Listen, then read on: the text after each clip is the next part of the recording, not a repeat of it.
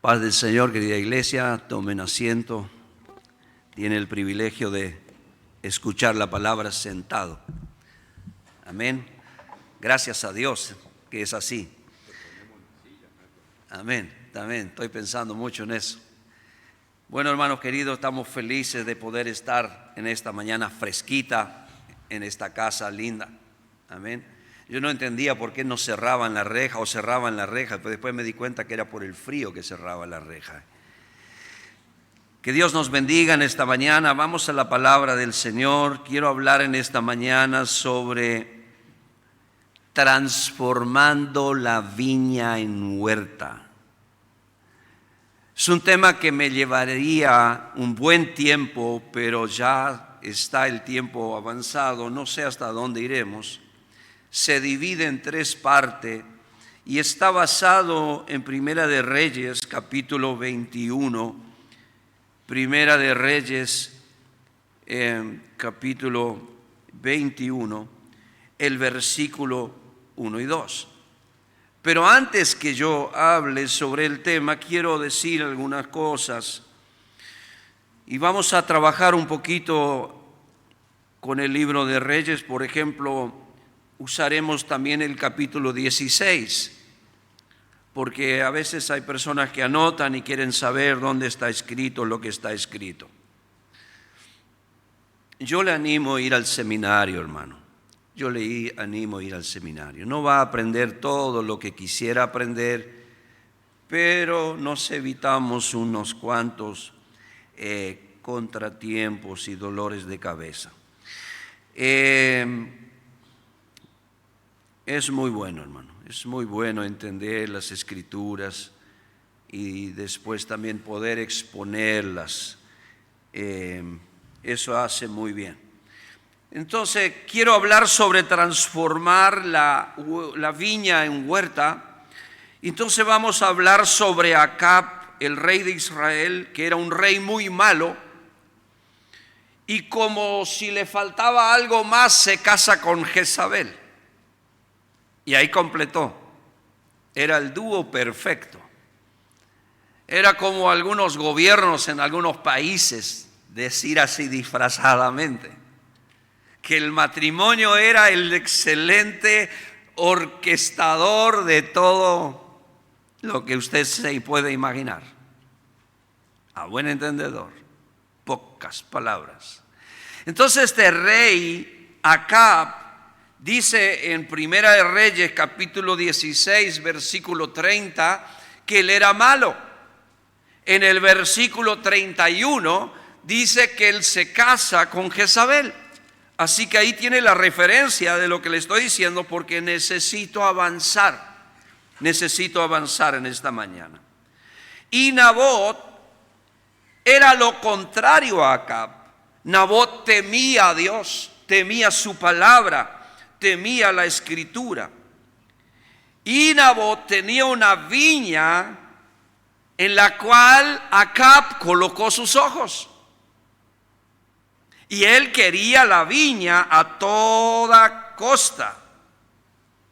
Esta viña tenía mucho valor. Estaba junto al palacio del rey. Pero esta viña era una herencia. Entonces, Nabot sabía que era imposible negociar esta viña. Nosotros cuando leemos en Primera de Reyes 21, ahora sí vamos a Primera de Reyes donde se encuentra la historia. Primera de Reyes 21, versículo 2 y versículo 3, para que usted pueda decir, bueno, a ver, aterricemos a ver de dónde vamos a salir. Vamos a salir de acá. Pero ya le dije lo que era Acab y con quién se casó. Ahora viene la propuesta de Acab a Nabot. Y le va a hacer tres propuestas para poder cambiar la viña en huerta. Dice, y Acab habló a Nabot diciendo, dame tu viña para un huerto de legumbre, porque está cercana a mi casa, y yo te daré por ella otra viña mejor que esta. Y si mejor te pareciera, te pagaré su valor en dinero. Le hace 3 propuestas, y yo quería hablar sobre las 3 propuestas, pero es imposible por el tiempo. La primera propuesta es: dame tu viña, que la voy a transformar en una huerta. La segunda propuesta dice: te voy a dar por ella otra mejor. Y la tercera propuesta dice: o si no, te la pago en dinero, pero vamos a negociar. Y Nabot responde en el versículo 3 a Acab y dice: guárdeme Jehová de que yo te dé a ti la herencia de mi padre o de mis padres. Si nosotros hablamos esto así, literalmente de lo que sucedió, lo podemos ir comparando en el área espiritual con la viña del Señor. Y la viña del Señor, que ya vamos a estar explicando con algunos textos, que es muchas referencias. Y nosotros tenemos un canto que cantamos, ¿no? Yo quiero trabajar en la viña del Señor. Cantamos muchas veces eso, ¿no? Y es bíblico, esa canción es bíblica, tiene sustento bíblico también. Entonces la primera propuesta que aquí le hace Acab a Nabot, dice: dame tu viña para que la transforme, o para transformarla en una huerta. Es impresionante. Y Nabot sabía que es imposible hacer esto por muchas razones. El rey no podía comprar propiedades privadas, etcétera. Pero sobre todas las cosas, Nabot sabía que era una herencia y era imposible venderla. ¿Sí? Era imposible. La viña era una herencia y como tal era prohibido venderla o pasarla a otro que no sea de la misma familia. Ahora, si vamos aplicando a la iglesia, a la viña del Señor, es imposible también venderla, porque es una herencia del Señor que nos ha dado. Y tampoco se la puede traspasar a personas ajenas a la familia. La iglesia va a seguir siendo de la familia del Señor y será por siempre así. Ahora, ¿qué es una viña en la Biblia? ¿Sí? La viña en la Biblia se refiere a la obra de Dios, tanto en el Antiguo Testamento como en el Nuevo Testamento. Es comparado con una viña. Tanto el pueblo de Israel, tanto como la iglesia, es comparado con una viña. Y la iglesia que está bajo nuestro cuidado, hermano, es la viña del Señor. No podemos aceptar ninguna propuesta de nadie que quiera transformar la viña del Señor en una huerta, por ejemplo. Que algo más voy a hablar más adelante. Entonces, cuando nosotros vemos en el Antiguo Testamento y lo vemos en el Nuevo Testamento, que Dios se refiere tanto al pueblo de Israel, por ejemplo, Isaías 5, del 1 al 2 en manera especial, pero puede leer más versículos. Cuando Dios habla aquí al pueblo de Judá, al pueblo de Israel, Él habla sobre esa viña. Si quiere ponerla en la pantalla, puede ponerla allí. En Isaías podemos leerlo rápidamente porque el tiempo vale mucho. Pero queremos leerlo para que usted diga: no leyó la Biblia, solo mencionó y no leyó la Biblia. Sí, vamos a leerla también en esta mañana. Vamos a leerla. Isaías capítulo 5, desde el versículo 1.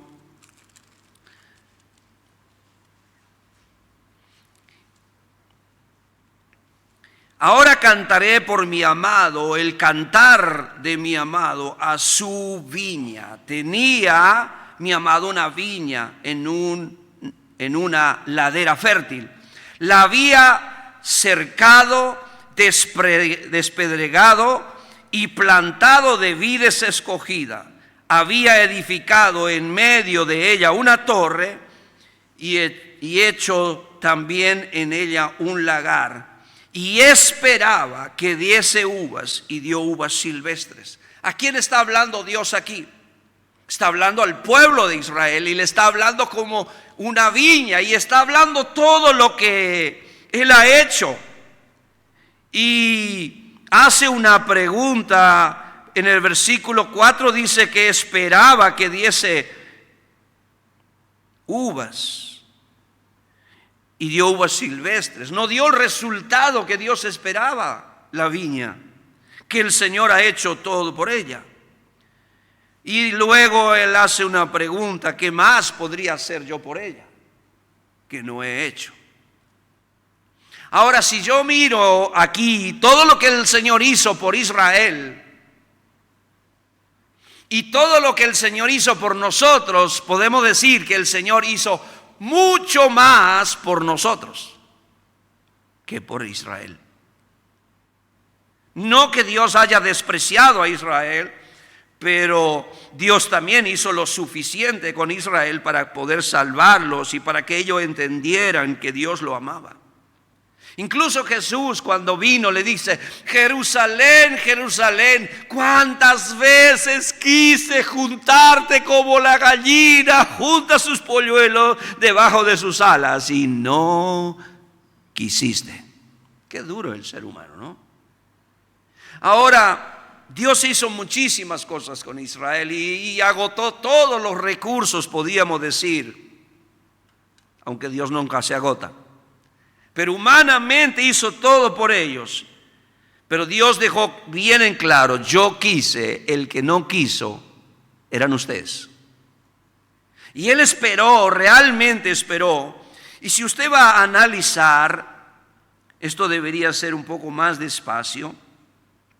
Todo lo que Él hace por esa viña en Isaías, Él en el versículo 2 dice: la había cercado. Eso tiene una gran explicación. ¿Qué es cercar? Es protegerla. Y nosotros también estamos protegidos y cercados como iglesia del Señor. Dios nos cuida, Dios nos guarda, etc. Yo no quiero entrar en los detalles, que son muy ricos lo que dice ahí, pero quiero seguir con el tema. Entonces, hermanos, Dios hace algunas cosas con Israel: la cercó, quitó las piedras, plantó vides escogidas y edificó en medio de ella una torre y un lagar. Y esperó que diese uva y no dio. Si nosotros queremos aplicar ese texto a la Biblia, a la iglesia tiene mucha relación.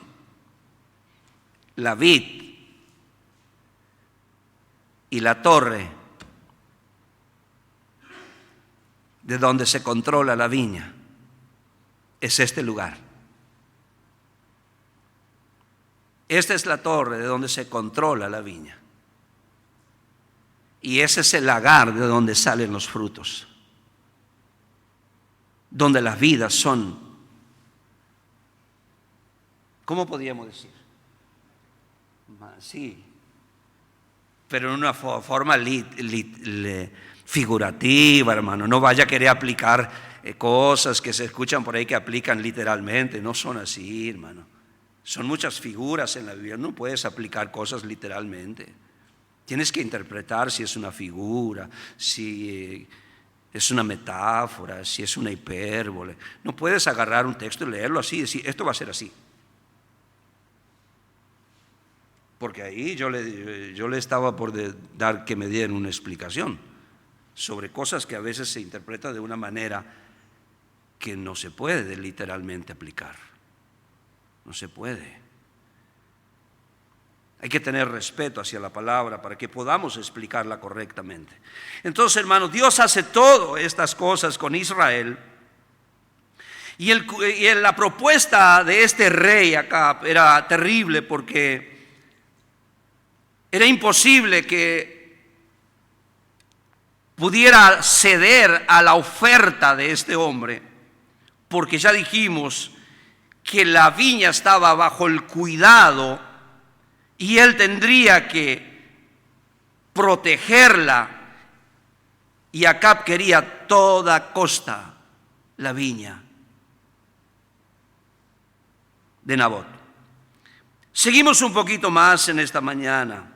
El cuidado que se tiene con una viña es mucho mayor que el cuidado que se tiene con una huerta. Pero él quería transformarlo a toda manera, a toda fuerza, y esto sería una abominación delante de Dios.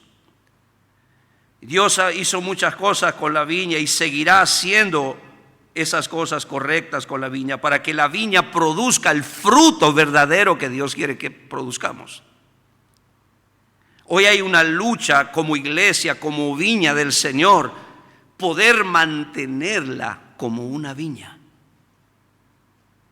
Y voy a empezar ahora a decir algunas cosas que escribí sobre este tema.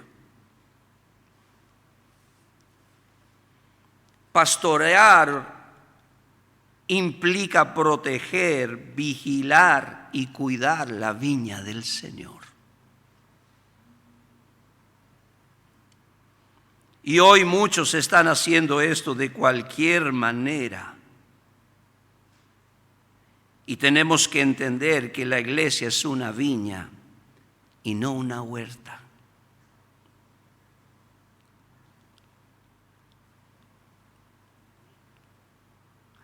Uno que viaja un poco se da cuenta que en muchos lugares están transformando la viña en una huerta. Y que Dios nos libre, hermano, que Dios nos libre, que nosotros cuidemos esa viña como una herencia. Y yo puse aquí para que usted entienda, la iglesia es una viña, no una huerta. ¿Y cuál es la diferencia entre la viña y la huerta? En la viña solo existen uvas.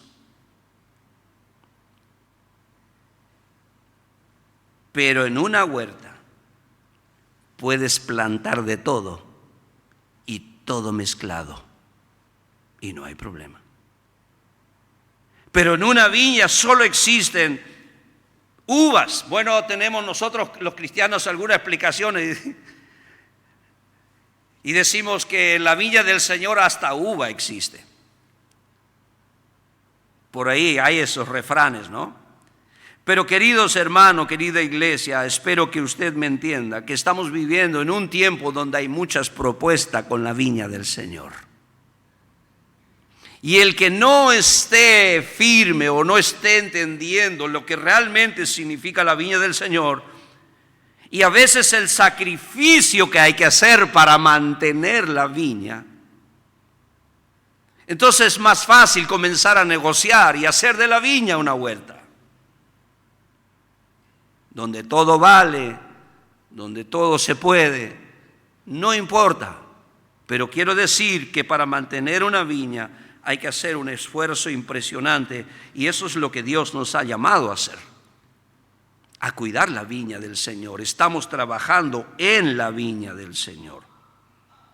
Hoy muchos están permitiendo que el espíritu de Acab y de Jezabel transformen la viña en huerta. Vivimos en un tiempo donde tenemos un evangelio mezclado y un evangelio para todos los gustos y aún para aquellos que no tienen gustos. Gracias a Dios aquí no. Se trata de cuidar, se trata de enseñar, se trata de hacer lo mejor de la viña. Pero hay muchos lugares que pareciera que la viña del Señor ha sido transformado en una huerta, y lo que se ofrece, yo sigo a alguno ahí, pero da ganas de, es impresionante, hay que tener un cuidado terrible. Cada día aparecen con una oferta diferente. y hablan en lenguas y le ofrecen al pueblo para que compren. Por ejemplo, hoy tengo los cabellos de Sansón y tiene unos cabellos largos. Claro que sí, que se consigue hasta artificial y no hay problema con eso. Pero fui hasta allá y me vendieron el cabello de Sansón y danos una ofertita de 2,000 reales. Y ayer estaban ofreciendo la mandioca de Caín.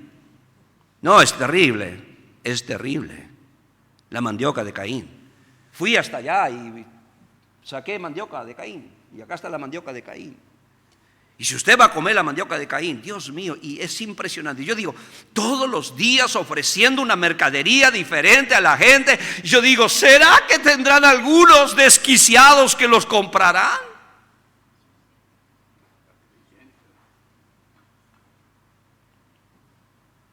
Alguien me ofertó 50,000 pesos para que ore 1 hora por día por él.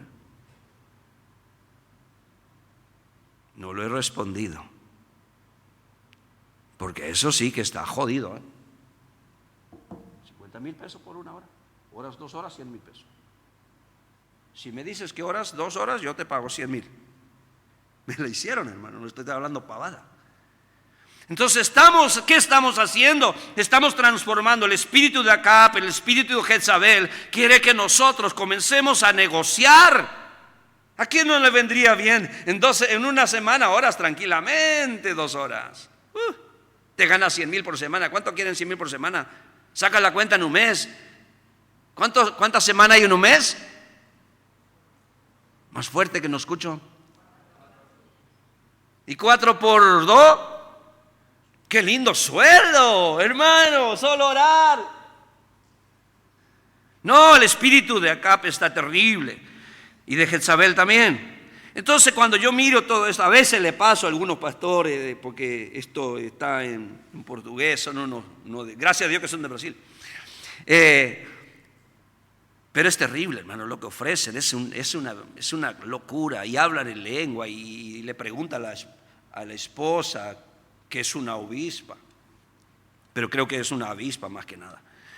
Entonces le dice, ¿es verdad? Sí, ya. Pero a veces la mayoría de las veces cuando este hombre ofrece toda su mercadería, la mujer no se aguanta la risa porque es una verdadera aberración mentirosa ofertándole, y como para tapar todo, entonces se habla en lengua, y no todo lo que se habla en lengua es de Dios, hermano, por favor. Me pesa predicar esta palabra, es pesado, no es fácil, no cualquiera la predica. Es así porque requiere de valentía y coraje y también estar un poco empapado de lo que está pasando. Yo le hablé de mi propia experiencia. Hermanos queridos, yo tengo que preocupar de orarme por mí y por mis hermanos, pero no puedo cobrar por eso. ¿Qué estamos haciendo? ¿Hasta dónde estamos queriendo llegar? ¿Que esto es un negocio, hermano? ¿Qué estamos haciendo de la viña? Y usted dice, no, acá no, pero no podemos creer tan santos y tan exentos. El diablo nos va a atacar por todo lado y nos va a querer hacer estas propuestas tremendas. Entonces, hermano querido, esto es algo tremendo. Lo que se está haciendo en muchos lugares, creo que es justamente transformar la viña en huerta. Y ya dije, ¿qué es una huerta? Una huerta es donde tú plantas de todo. Puedes tener todo mezclado, no hay problema. Y vamos un poquito más. ¿Qué estamos haciendo con la viña del Señor? ¿La estamos protegiendo? ¿La estamos vigilando? ¿La estamos cuidando? ¿Estamos conscientes que la viña no es nuestra? Ese es otro problema. No podemos enseñorearnos de la viña, porque hay muchos que se enseñorean y se creen los patrones de la viña. Y no es así. No es así. Entonces, ¿qué estamos haciendo con esa viña? ¿Será que estamos conscientes que la viña no es nuestra? Es una herencia que va a ser pasada para las próximas generaciones. Y tengo una gran preocupación, como creo que el pastor y los demás ministros y muchos en el mundo, ¿qué iglesia le estaremos pasando a la próxima generación? Porque yo ayer cuando vine con los jóvenes estaba pensando muchas veces, ¿qué le predico a los jóvenes? Como que si para los jóvenes tenía que tener otro evangelio. Como que si para los jóvenes tenía que tener otro mensaje. ¿Sabes lo que Dios me dijo? Tanto los jóvenes como los mayores necesitan estar en el camino, en el mismo camino, vivir en la misma verdad para tener la misma vida. No existe que los jóvenes van a estar en un camino y los mayores van a estar en otro camino. Tienen que estar en el mismo camino, vivir en la misma verdad y tener la misma vida. Eso no hay otro camino. No podemos decir que para los jóvenes hay otro camino al cielo y pareciera que en muchas iglesias para los jóvenes como que hay otro camino al cielo. Y pareciera que es re chévere ese camino. Pero no existe otro camino, hay solo uno para todos. Hay una sola verdad para todos. Ellos necesitan estar en ese camino, vivir, practicar esa verdad y vivir esa vida. No hay vuelta que darle, es así. La huerta es mía, es tuya, pero la viña no es mía, es del Señor. En la huerta yo hago lo que quiero, pero en la viña no puedo hacer lo que quiero. Aunque hay obreros que hacen lo que quieren con ella. Judas 1, capítulo 1, versículo 3, la parte B. Le voy a leer en esta versión para entenderlo. Lo que dice: pero ahora les escribo para pedirles que luchen y defiendan la enseñanza que Dios ha dado para siempre a su pueblo elegido. Entonces eso es lo que tenemos que hacer en este tiempo, hermano. Otra de las cosas que quiero agregar en esta mañana es que el Padre, y esto está basado en Juan 15, el Padre es el único labrador de la viña. Y voy a decir algunas cosas y este punto se extiende un poco y quizás con esto vamos a tener que terminar. El Padre es el único labrador de la viña. Cristo es la planta de donde sale todo el resto. Por eso Él dice, yo soy, póngale ahí Juan 15. Cuando dice yo soy la vid verdadera y mi Padre es el labrador. Entonces ahí me está diciendo que quien trabaja con la viña, ¿quién es? El Padre. Y Cristo es la vid, o sea, el tronco de donde salen todas las ramas que somos nosotros. Y Dios va a trabajar. Ahora no podemos nosotros tomar el lugar de Dios. Más adelante, por ejemplo, Mateo 20 nos dice que somos, pero ya lo vamos a ver ahorita más adelante. Solo quiero seguir con esto para decir algunas cosas que suceden. No podemos tomar el lugar de Dios. El que trabaja con la viña es Dios el Padre. Ahora, muchos predicadores, y eso lo dije en algunos lugares, tienen que cambiar su púlpito del monte de Sinaí al monte Calvario. Y hay una gran diferencia tener su púlpito en el monte Sinaí y tener el púlpito en el monte Calvario.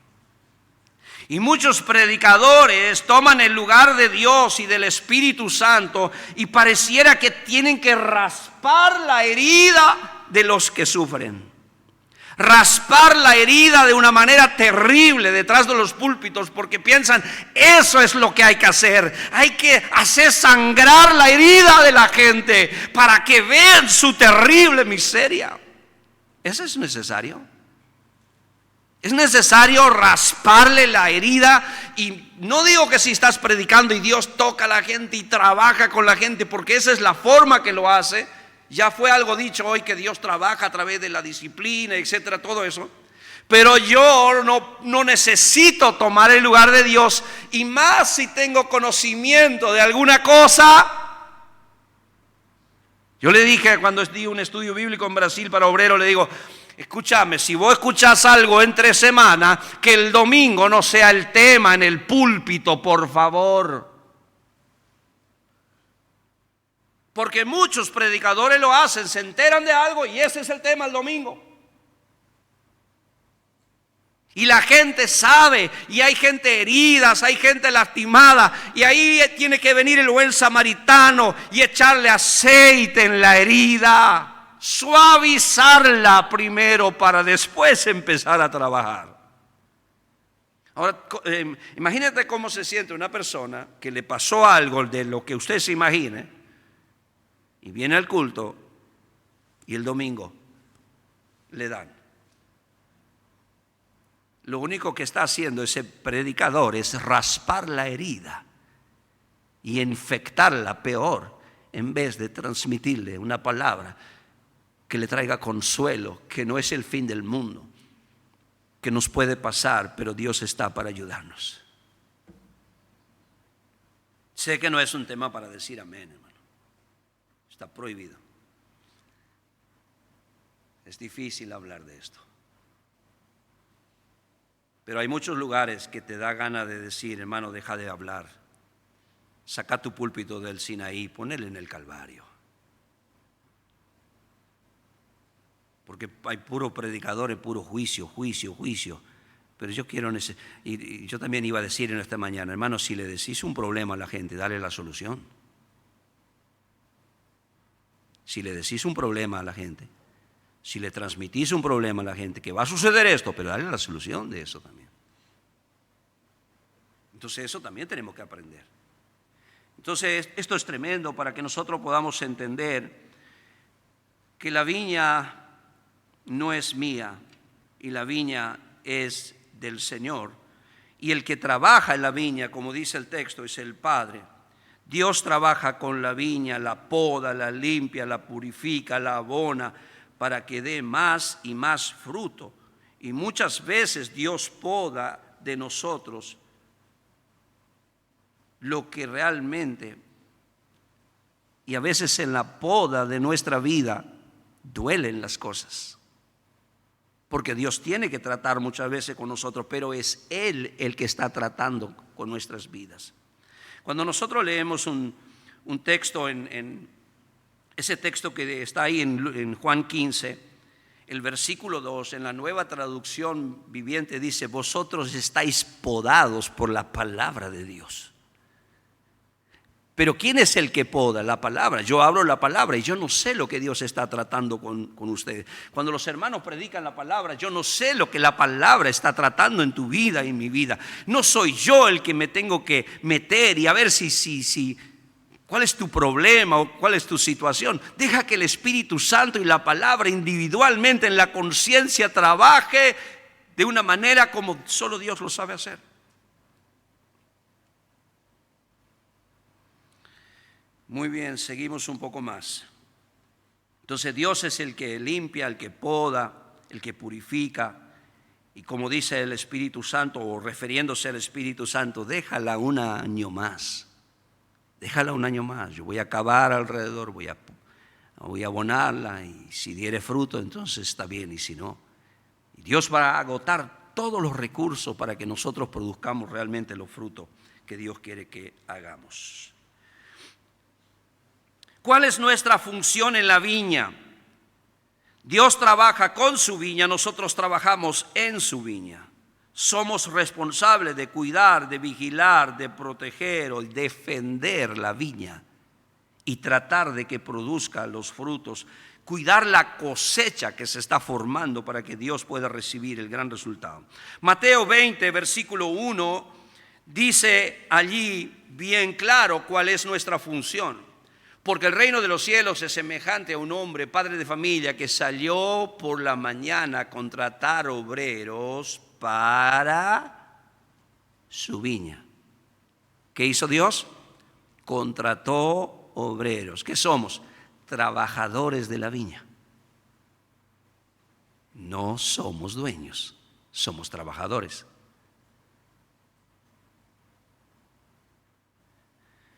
Y en el versículo 8, yo le digo al versículo 1, llamados con un propósito. Mateos 21, llamados con un propósito. Versículo 8 del mismo libro dice: cuando llegó la noche, el señor de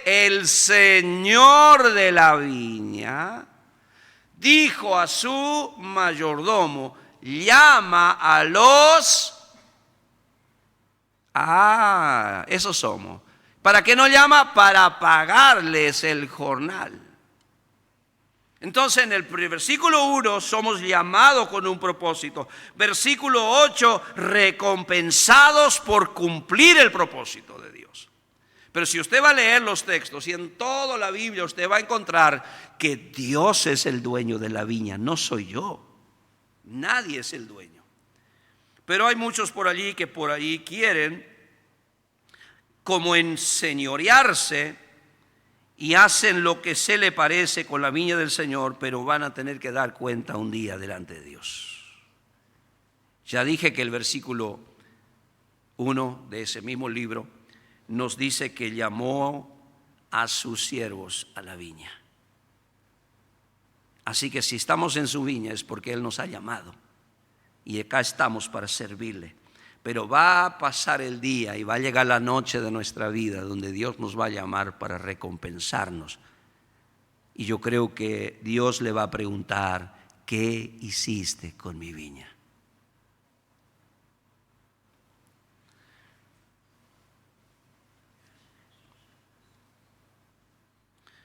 Cuando los discípulos encontraron que de repente dentro del trigo había cizaña, ellos le dijeron: Señor, ¿quieres que la arranquemos? ¿Sabe que esto nos da una gran lección? ¿Quiere que la arranquemos? ¿Qué le dice el Señor?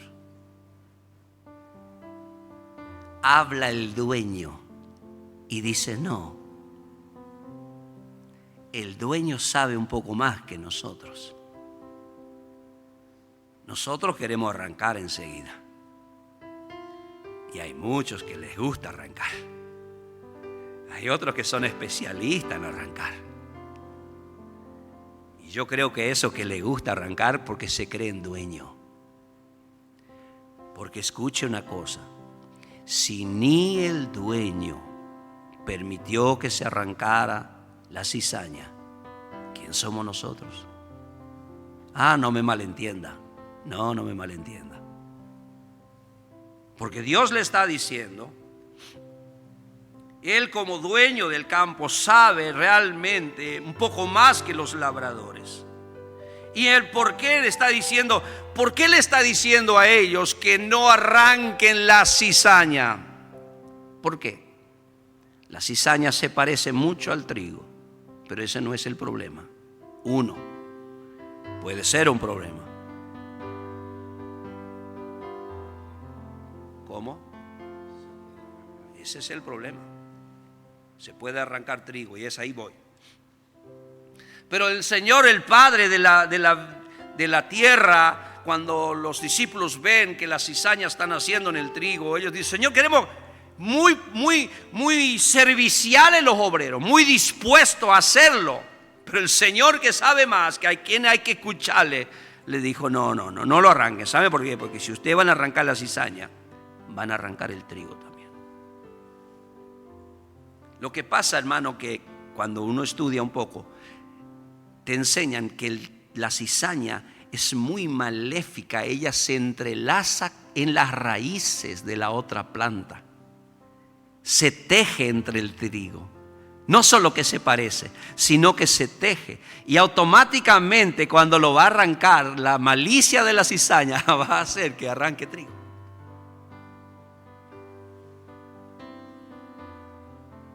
Ahora, qué difícil para un pastor, ¿no?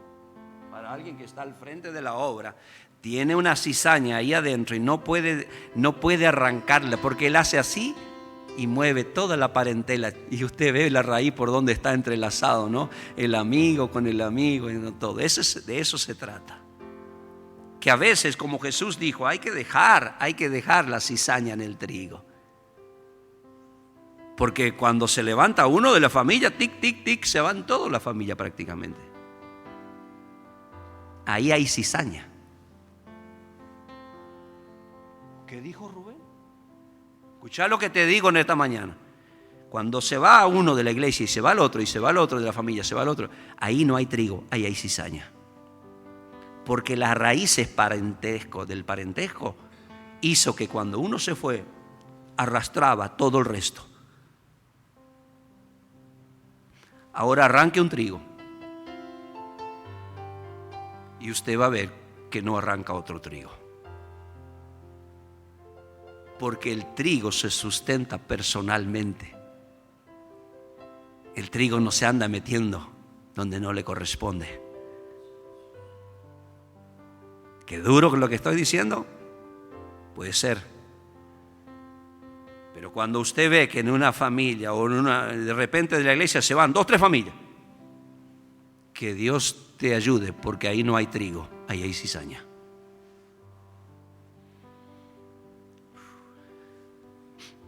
Y muchos se preguntarán por qué Dios tolera la cizaña en el trigo. ¿Sabe por qué? Por amor al trigo.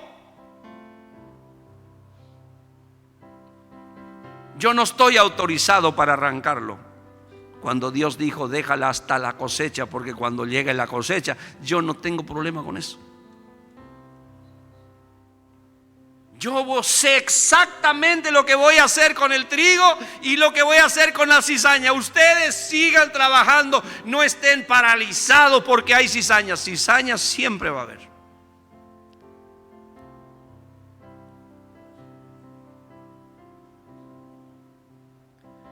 ¿Quería que Dios hable? Yo creo que en algunas partes Dios habló. Ojalá que entendamos que así funciona la obra del Señor. Y nosotros no podemos, hermanos, transformar la viña en una huerta. Tiene que seguir siendo la viña del Señor. Y en una próxima hablaré sobre algo y tocaré algunas cosas delicadísimas que suceden en algunos lugares. Otra vez. Y para que abramos los ojos. Y no existe tal cosa, hermano, que los jóvenes tienen otro evangelio, tienen otro camino, otra verdad y otra vida. No existe tal cosa. Gracias a Dios que aquí se cuida. Pero esto es una advertencia para que la cuidemos más todavía. Así que si alguien te ofrece 50,000 por orar 1 hora, estés muy decidido lo que vas a hacer. Colócate de pie.